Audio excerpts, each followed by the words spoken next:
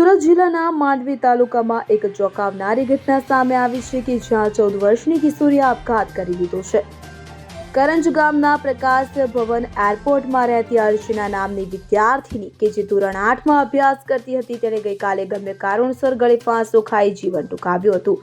અર્ચનાના માતા પિતા રાજેન્દ્રભાઈ રઘુનાથ પ્રસાદ અને તેમની પત્ની જીઆઈડીસીમાં નોકરી કરી પરિવારનું ગુજરાન ચલાવે છે। ઘટનાને સમયે અર્ચના ઘરે એકલી હતી અને તેણે પંખા સાથે સાડી બાંધીને આપઘાત કર્યો હતો। જ્યારે પરિવારજનો ઘરે આવ્યા ત્યારે તેઓએ અર્ચનાને તાત્કાલિક નજીકની હોસ્પિટલમાં લઈ ગયા હતા, પરંતુ ડોક્ટરોએ તેને મૃત જાહેર કરી હતી। આ દુઃખદ ઘટનાથી સમગ્ર પરિવારમાં શોકનો માહોલ જોવા મળી રહ્યો છે। માંડવી પોલીસે કેસ નોંધી આગળની કાર્યવાહી હાથ ધરી હતી।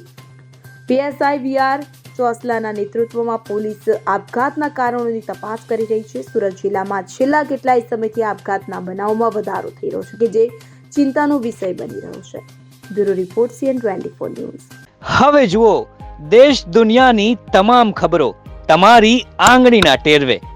ઉઠાવો મોબાઈલ અને Google Play Store પરથી ડાઉનલોડ કરો અમારી CN24 ન્યૂઝ મોબાઈલ એપ।